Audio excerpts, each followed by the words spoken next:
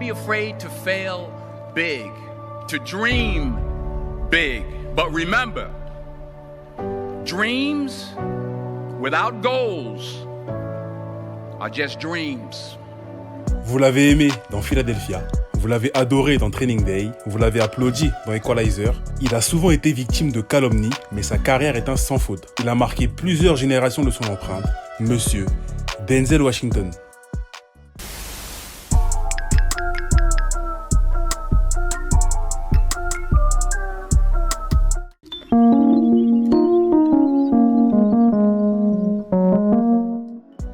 Né le 28 décembre 1954 à New York, d'un père pasteur protestant et d'une mère propriétaire de salon de beauté, Denzel intègre rapidement les bancs de l'école et vit dans un environnement religieux. Dans le début des années 70, après le divorce de ses parents, il rejoint sa mère en Floride où il entame des études de médecine à l'université Fordham, mais préfère s'orienter vers le journalisme. Il s'inscrit au cours de théâtre de l'école, mais pas parce qu'il aime ça. Au début, il le fait seulement pour avoir de bonnes notes facilement. Malin le Denzel. Quand il le peut, il donne un coup de main à sa mère dans son salon de coiffure. C'est d'ailleurs là-bas qu'il fera une rencontre incroyable qui l'a marqué à vie. I was sitting in my mother's beauty shop, looking in the mirror, and I see this woman through the mirror. She's behind me under the dryer. And every time I look up, she's like, so I'm kind of looking away, you know. And every time I looked up, she was just like this. Looking at you. She said, somebody give me a piece of paper. And she wrote prophecy. She couldn't even spell it. She wrote prophecy. And she wrote 1975, and she wrote the number 28. I'm born on the 28th. My wife is born on the 28th. My first son is born on the 20th. I don't know if it means anything. I don't know why she wrote 28. Mm-hmm. But she wrote prophecy, and she says, boy, you're going to speak to millions of people. She says, you're going to travel the world, and you're going to speak to millions of people. And I asked my mother, I said, well, who is this woman? The gift of prophecy. She said, well, she's one of the oldest church members in the town, and she's had that known gift. to have the gift of prophecy. And she wrote down 1975, she wrote prophecy. So I thought, so am I supposed to become a preacher? I asked my pastor, should I become a preacher? He's like, no, you're doing good right where you are. Il était persuadé qu'il finirait prédicateur. Vraie prophétie ou pur hasard, à ce moment, Denzel n'entrevoit absolument pas une carrière d'acteur. Surtout que son père lui interdisait de regarder des films autres que religieux. Bref, il obtient son diplôme de journaliste et se rend compte qu'il a aimé les cours de théâtre beaucoup plus que prévu. De plus, ses camarades lui ont conseillé de continuer dans cette voie. Grâce à une bourse scolaire, il intègre le Conservatoire américain, une célèbre école de théâtre. À son arrivée sur les planches, Denzel joue dans When the Chicken Come Home to Roost. Il y interprète magnifiquement Malcolm X, l'activiste afro-américain. Un rôle qui va lui permettre d'apparaître dans ses premiers téléfilms. C'est d'ailleurs dans Wilma, en 1977, qu'il rencontre Pauletta Pearson, celle qu'il épousera quelques années plus tard et qui est toujours sa femme actuelle.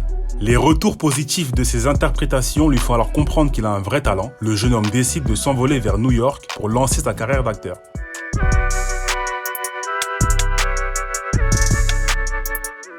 Au début, malgré un carnet d'adresses maigre, Denzel parvient à obtenir des rôles dans des films comme Coriolanus en 1979 ou encore Carbon Copy en 1981. C'est une série, Hôpital Saint-Elsewhere, qui va révéler l'acteur qui a incarné le docteur Philip Chandler pendant 6 saisons. Stop! Vous l'avez reconnu? Oui, c'est bien Mark Hammond, le célèbre enquêteur d'NCIS. Le casting était déjà de qualité. Bref, Denzel se fait un nom, les réalisateurs de films vont lui donner de plus en plus de rôles importants. D'abord dans Cry Freedom en 1987, puis dans For Queen and Country en 1988. C'est en 1989 que le New-Yorkais va apparaître dans son premier gros succès, Glory. Ce sublime long métrage sur la guerre de sécession raconte l'histoire du 54e régiment du Massachusetts, constitué uniquement d'Afro-Américains qui se démènent sur le champ de bataille malgré les injustices en interne.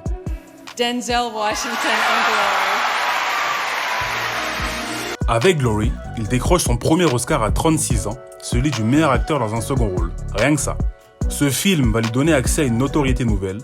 C'est aussi dans cette période qu'il commence à collaborer avec le célèbre Spike Lee. En 1992, ce dernier décide de réaliser un film biographique sur Malcolm X. C'est tout naturellement qu'il choisit son ami Denzel, qui pour l'un de ses premiers films importants en tant qu'acteur principal, devra incarner le célèbre Malcolm X. Souvenez-vous, à l'université, Denzel avait déjà joué ce personnage au théâtre. Il a donc endossé ce costume pour la deuxième fois et ce fut un véritable succès. Comment qualifieriez-vous un noir diplômé, licencié ou docteur d'une université? Je vais vous le dire, on dit X est un sale nègre. C'est comme ça que les blancs qualifieraient un nègre. Il faut comprendre cette façon de penser. Et si vous voulez comprendre ces hommes-là, il faut connaître l'histoire. Il y avait deux types d'esclaves. Ceux des champs et ceux de la maison. Pour ce rôle, Denzel a arrêté de manger du porc et s'est mis à lire le Coran, comme Malcolm. Oui, il ne prend rien à la légère. Ses efforts ont payé, il a été nominé aux Oscars pour la récompense du meilleur acteur. Denzel est désormais dans la cour des grands. Terminer les films de seconde zone, ces deux longs métrages suivants vont le prouver. D'abord dans L'Affaire Pélican avec Julia Roberts en 1993, mais surtout Philadelphia la même année. Non, c'est ça. Ça va? Qu'est-ce que vous avez à la figure? J'ai le sida. Ah. Excusez-moi.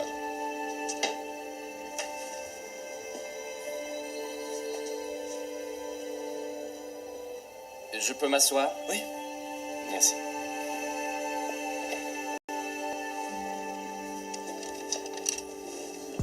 En plus d'être une superbe production, ça a été un véritable tournant dans le monde du cinéma. C'est le premier film qui parlait frontalement d'homosexualité et de maladies comme le sida.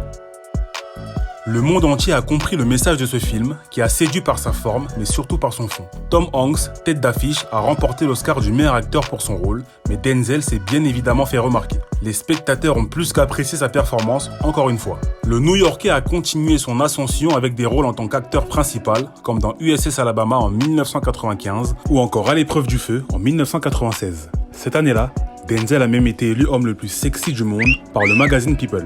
En 1998, dans He Got Game, il interprète magnifiquement le père absent et névrosé d'une future star du basket, incarné par Ray Allen, qui était encore un rookie NBA à l'époque. Sans être un succès au box-office, cette nouvelle réalisation signée Spike Lee reçoit tout de même de bonnes critiques. Denzel poursuit avec des films de plus en plus qualitatifs comme Bone Collector en 1999 ou encore Hurricane Carter la même année. C'est un biopic qui retrace les faits marquants de l'ancien boxeur du même nom. Denzel a été choisi pour incarner ce personnage. Malgré certaines polémiques sur la véracité de l'histoire, le film a plutôt été bien reçu. Le New-Yorkais développe des compétences d'acting de plus en plus pointues et son entrée dans l'an 2000 va marquer le cinéma.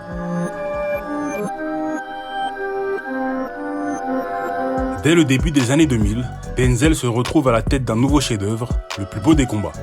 C'est la fabuleuse histoire vraie d'un coach afro-américain qui doit en plus d'entraîner, inculquer des valeurs à des étudiants qui traversent une véritable crise sociale et raciale. Je vais vous dire à quel point ça va être fun tout au long de cette saison. Je vous emmène au camp d'entraînement du lycée de Gettysburg le 15 août prochain à 7h29 du matin.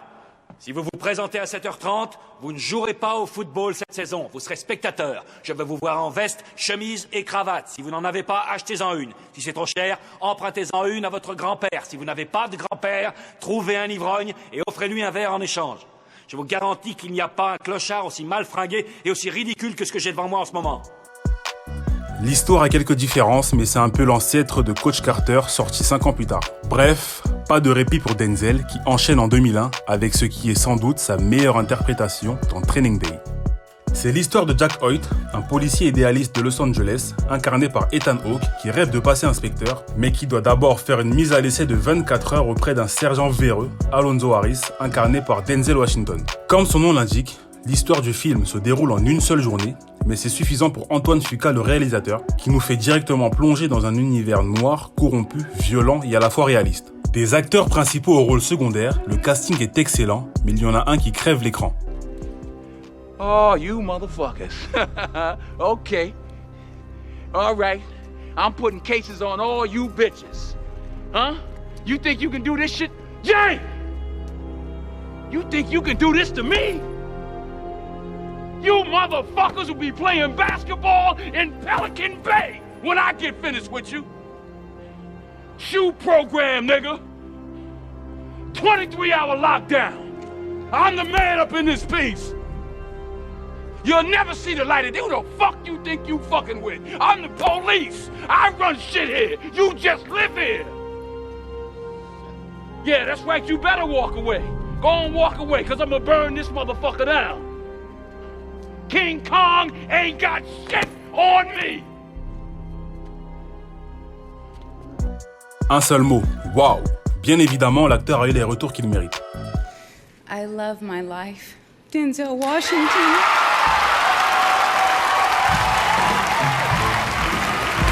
En 2002, il a logiquement reçu l'Oscar du meilleur acteur, ce qui est le Graal pour un comédien. À ce moment-là, c'est seulement le deuxième acteur afro-américain à avoir obtenu cette récompense, après Sidney Poitier en 1964. Depuis, 3 autres ont été récompensés. Jamie Foxx en 2005 pour son interprétation de Ray Charles dans le film Ray, Forest Whitaker en 2007 pour son rôle d'Idi Amin Dada dans Le Dernier Roi d'Écosse, et Will Smith en mars dernier pour sa gifle sur Chris pour son interprétation du père de Venus et Serena Williams dans La Méthode Williams.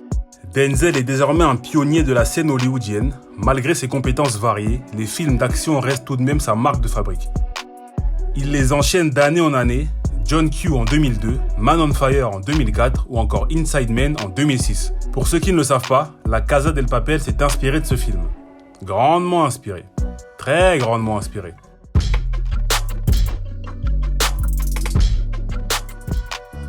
On l'a remarqué avec Hurricane Carter ou encore Malcolm X, Denzel excelle dans les biopics. En 2007 sort American Gangster, une histoire qui retrace la vie de Frank Lucas, ce célèbre trafiquant de drogue des années 70. Qui d'autre que Denzel pour jouer ce rôle? So you are what you are in this world. That's either one or two things. Either you're somebody, or you're nobody. Be right back. Hey, yo, play that. Yes, sir. I hear you. You won't have to come back. There won't be no problem. What about you, Frank? You need anything? Where's my money? Red Top gave you the package. You're supposed to hand me my money. Here's a jar right here, 20%. Oh, you got the jar? That's right. Get the fuck out of here, Frank. Oh, what you gonna do? What the fuck you gonna do, Frank? Huh? What you doing? You gonna shoot me in front of everybody? Huh? Come on.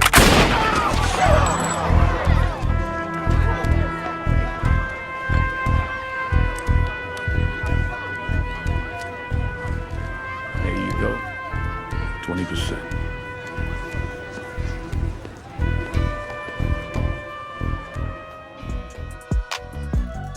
Aux côtés de Russell Crowe, Denzel signe encore un sans faute. American Gangster est aujourd'hui reconnu comme l'un des meilleurs films de gangsters de tous les temps. Denzel réussit partout où il passe. Il apparaît dans L'attaque du métro 123 en 2009, puis dans Le Livre d'Eli en 2010. Pour ceux qui ne l'ont pas vu, je vous le conseille. Outre le cinéma, c'est un homme qui n'oublie pas d'où il vient. Quand il était petit, il se rendait souvent à la bibliothèque. Là-bas, il recevait les bons conseils de la bibliothécaire, Miss Connie. Avec le train de vie de Denzel, ils se sont perdus de vue. C'est une dame qui l'a profondément marqué, puisqu'en 2016, après plusieurs années sans nouvelles, il a retrouvé Miss Connie qui fêtait ses 99 ans. Okay. Can you hear him, Connie? Connie? Hi, Denzel. How are you? I'm fine. Clearest, most wonderful memory of the day you came to the library to join the library. Yes, ma'am. And And I have some skinny book. you were the cutest kid. I loved you. I'm Right. going to be in Atlanta in December because I'm promoting. In November? December. In December. Next month. December? And I'm going to come and see you. That would be my Christmas present. Chose promis, chose due, l'acteur est bel et bien allé rendre visite à Miss Connie. Aujourd'hui, Denzel est plus derrière la caméra en tant que réalisateur ou producteur et profite des performances de son fils, John David, que vous avez pu voir dans BlacKkKlansman ou encore le très gros succès au box-office Tenet. La relève est assurée. Denzel n'est plus tout jeune, désormais il exploite beaucoup plus les rôles de vétérans dans ses films, comme dans Fences en 2016, cette fabuleuse histoire d'un homme qui lutte pour subvenir aux besoins de sa famille dans une Amérique en pleine révolution. Ou encore dans Equalizer qui compte déjà 2 opus, le retraité revanchard fera prochainement son retour au cinéma pour le 3e volet. Grâce à son talent, sa patience et sa persévérance, Denzel Washington s'est hissé au rang de légende du monde du cinéma. Voilà, c'est tout pour cet épisode. Évidemment, on n'a pas pu évoquer tous les films de Denzel, mais dites-moi en commentaire pour vous lequel est le plus sous-coté. Il risque d'y avoir débat. N'hésite pas à partager, liker et surtout t'abonner pour ne rien manquer. On se retrouve très bientôt pour une nouvelle vidéo.